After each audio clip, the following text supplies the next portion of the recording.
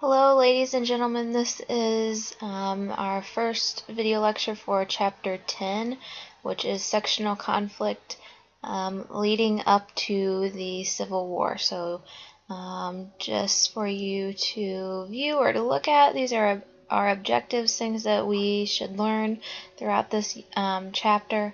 Explain how the government dealt with slavery in the territories that we acquired after the war with Mexico, the major features of the Compromise of 1850, the Fugitive Slave Act, and the railroad and how they affected growing tensions, the effects of the Kansas-Nebraska Act, events that increased sectional tensions in the late 1850s, the Lincoln-Douglas Senate debates, various attempts to find a compromise between the North and South, and why and how the Civil War is actually going to begin. Okay, so in class we'll talk about, just before we begin, what you think the causes leading up to the Civil War are, or were, excuse me. So a little bit of background before we get into this. I know it's been quite a while since your last U.S. history class, so just a little bit of a refresher that we need before we move forward. So if you don't remember, the U.S. gained a lot of new territory in the West after we had a war with Mexico. So what is now Arizona, New Mexico, parts of California, Texas, Utah, all of that, California, Wyoming, those places didn't belong to us before, but now we do have that territory because we went to war with Mexico, we won, and they were forced to give certain territories over to us in our terms of agreement in ending that war. Okay, so the issue now is we have all of this new land, and obviously slavery is already an issue in the U.S. We have it in the South still. Most northern states no longer have slavery, and of course there's a lot of different opinions about slavery itself. So now the issue is we have this new land. Should we allow these new territories to have slaves as well? What are we going to do about slavery in this new land that we have?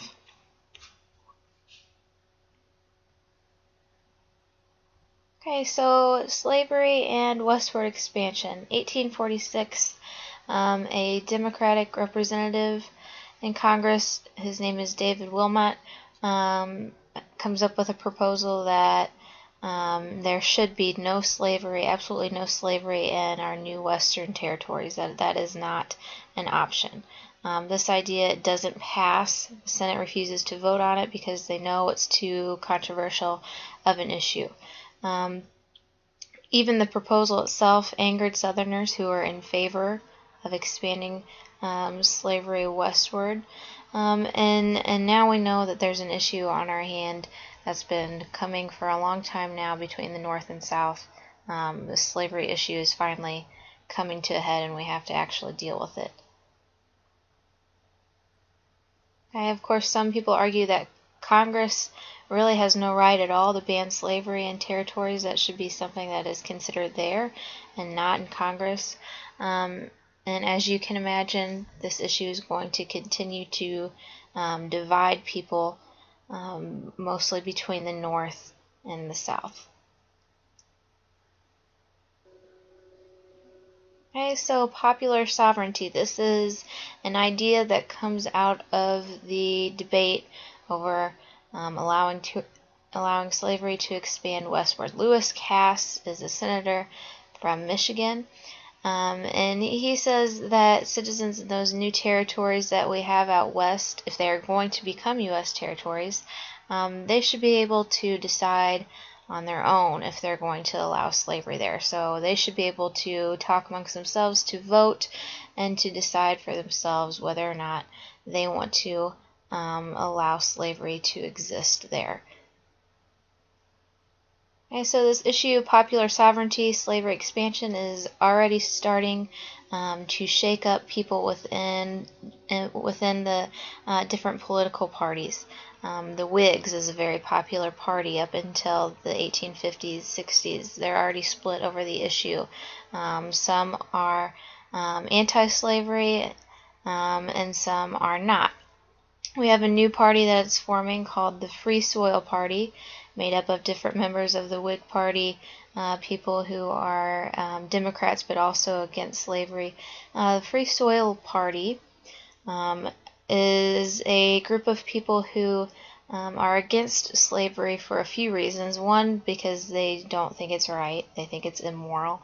The other reason they are against slavery, and especially its expansion west, is that they know if people are allowed to hold slaves in these new western territories like Kansas and Utah and Wyoming, then they're going to take those slaves out there and they're not going to be able to find a job. So these are free white men that fear that if plantation owners and if business owners can bring slaves out west, then they're not going to hire white men who are looking for work, obviously, because they can have a slave do it for free. Okay, so in the middle of this controversy, we have the presidential election, 1848. Our candidate's Zachary Taylor. He is a member of the Whig Party. He kind of just avoids this issue. He doesn't really talk about it because he knows that he either way he's going to upset somebody. And he knows maybe his best option of getting votes is just to kind of play the fence on the issue. Martin Van Buren is a member of the Free Soil Party, so he is somebody who does not want slavery to expand west. Lewis Cass is a Democrat. He is the one who was famous for the idea of popular sovereignty, so these territories should be able to decide for themselves if they want to be a slave area or not. And so Zachary Taylor is going to win the election in 1848 and become the next president. So we really haven't solved the issue much at all because he hasn't really made it one of his top priorities. Okay, so adding to the issue here, we discover gold in California, gold rush. In 1849, we discover gold, and people start rushing out west. This is why we have the San Francisco 49ers, because 1849 is the year that we found gold, and everybody started rushing to California to get rich quick.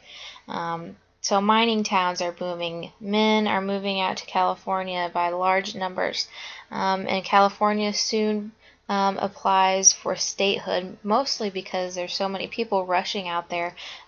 They're not a state yet. They don't really have any laws for people to abide by, and they need some rule and order in California because it's getting kind of crazy. So California, when it does apply to become a state, it initially applies as a free state. Okay, so they are not wanting to have slavery in California. Okay, so the issue that we have here with people who are for slavery and people who are against it or just against its expansion west, if California becomes a free state, then slaveholding states become a minority in the Senate. So that means that now there are more states that are free than those that hold slaves. So when representatives from these states vote on various issues, particularly those that affect slaveholders, now there are less slaveholders in Congress. So they have less of a say in Congress is what the issue is. Okay? So now these southern states start to talk about, okay, if California is a free state and it's admitted, now they outnumber us in Congress. We don't really have any hope now of voting and having laws passed that benefit us and benefit our way of life. Let's start talking about leaving and forming our own country. We call that secession. Okay, this leads us to the Compromise of 1850 because obviously this is a growing issue. California and what the North thinks about California becoming a free state and the South. So the Compromise of 1850. We decide California is going to be admitted to the Union as a free state.